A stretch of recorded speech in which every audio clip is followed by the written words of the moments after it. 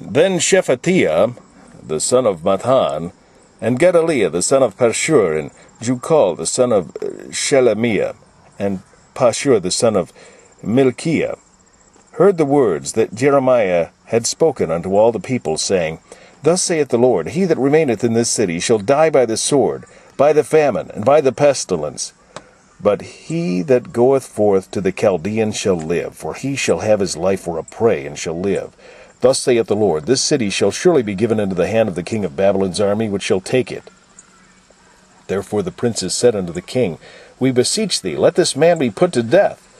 For thus he weakeneth the hands of the men of war that remain in this city, and the hands of all the people, in speaking such words unto them. For this man seeketh not the welfare of this people, but the hurt. Then Zedekiah the king said, Behold, he is in your hand, for the king is not he that can do anything against you.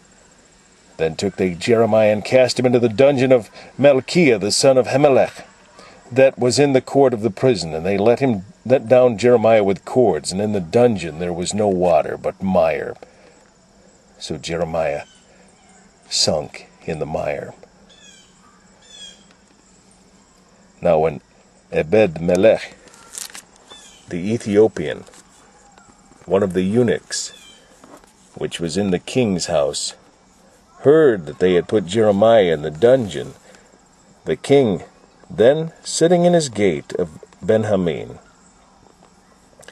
Ebed-Melech went forth out of the king's house, and spake to the king, saying, My lord the king, these men have done evil in all that they have done to Jeremiah the prophet, whom they have cast into the dungeon.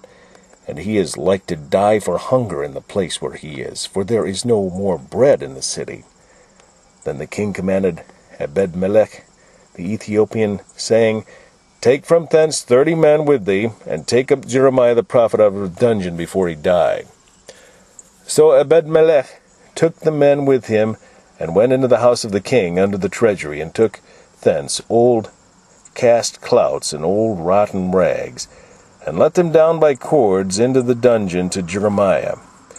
And Ebed-Melech the Ethiopian said unto Jeremiah, Put now these old cast clouts and rotten rags under thine armholes, under the cords. And Jeremiah did so. So they drew up Jeremiah with cords, and took him up out of the dungeon, and Jeremiah remained in the court of the prison. Then Zedekiah the king sent, and took Jeremiah the prophet unto him into the third entry that is in the house of the Lord. And the king said unto Jeremiah, I will ask thee a thing, hide nothing from me. Then Jeremiah said unto Zedekiah, If I declare it unto thee, wilt thou not surely put me to death? And if I give thee counsel, wilt thou not hearken unto me? So Zedekiah the king sware secretly unto Jeremiah, saying, As the Lord liveth, that made us this soul, I will not put thee to death, neither will I give thee into the hands of these men that seek thy life. Then said Jeremiah unto Zedekiah, Thus saith the Lord, the God of hosts, the God of Israel, If thou wilt assuredly go forth unto the king of Babylon's princes, then thy soul shall live, and this city shall not be burned with fire, and thou shalt live in thine house. But if thou wilt not go forth to the king of Babylon's princes, then shall this city be given into the hand of the Chaldeans, and they shall burn it with fire, and thou shalt not escape out of their hand.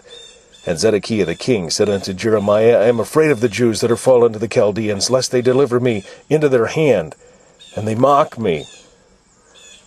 But Jeremiah said, They shall not deliver thee. Obey, I beseech thee, the voice of the Lord, which I spake unto thee. So it shall be well unto thee, and thy soul shall live. But if thou refuse to go forth, this is the word that the Lord hath shown me.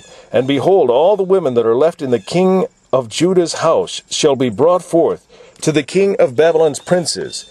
And those women shall say, Thy friends have set thee on, and have prevailed against thee. Thy feet are sunk in the mire, and they are turned away back. So they shall bring out all thy wives and thy children to the Chaldeans, and thou shalt not escape out of their hand, but shalt be taken by the hand of the king of Babylon, and thou shalt cause this city to be burned with fire.